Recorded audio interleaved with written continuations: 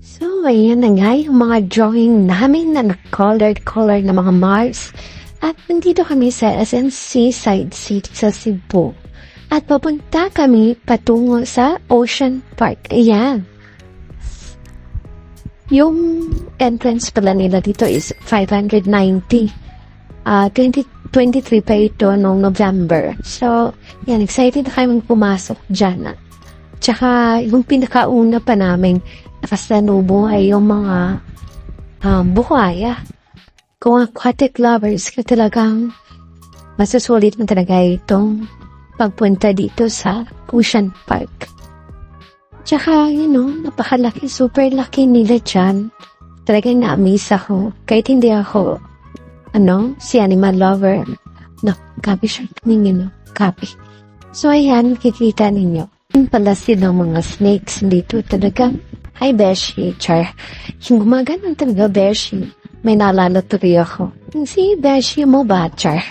Na nakikita mo sila talagang matititigan mo. Kasi kapag yan nasa harap mo, talagang tatakbo ka, tatakbo ka kapag nakakita ka ng ahas. May isa din akong na-encounter na talagang, nanginginig talaga ako pero para sa picture na sige for the go.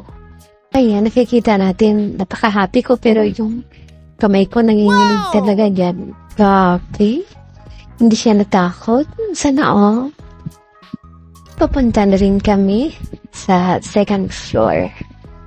At talagang kahit sa escalator nila may mga designs pa rin kayo makikita sa Nike. Di talagang may enjoy mo talaga yung parang journey mo sa loob ng Ocean Park.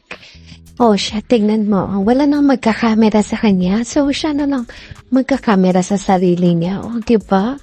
So, pwede lang din naman pala mag-solo-solo, mag-travel dito. So, nandiyan na pala kami doon sa itaas. So, ito pa nang pinuntahan namin ay Norris Loft. Ito din pala yung tinatawag ng Jungle Trek. Meron ding Norris Loft dito. Amphitheater bird show.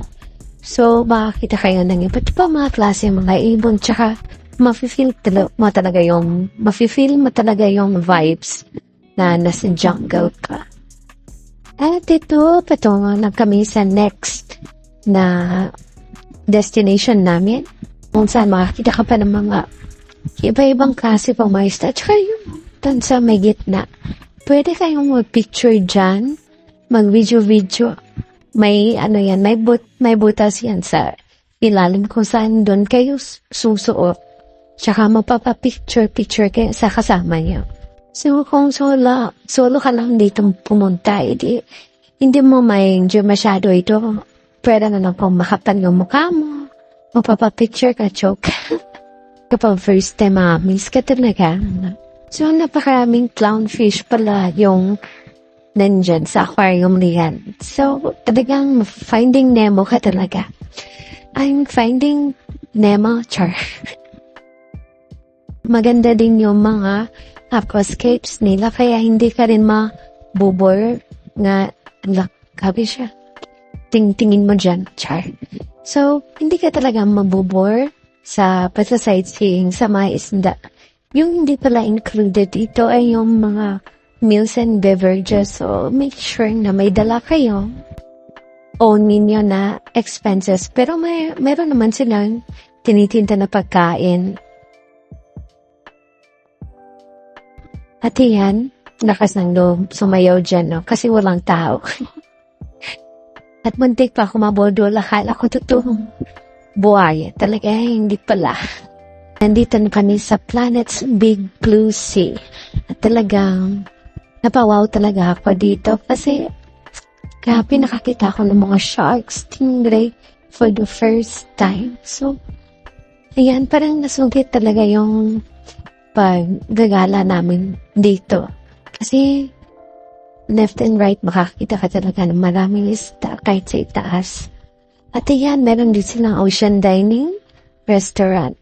Pwede kayong kumain dyan habang nanonood sa mga klase-klase aquatic animals. So, ayun, na-enjoy talaga kami sa paglilibot dito.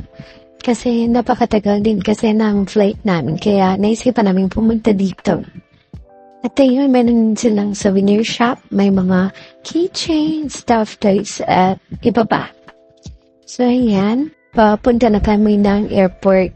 Yan. At talagang nasulit namin yung time na dapat ay nagantay. Dapat kami. So, see you sa next Cebu.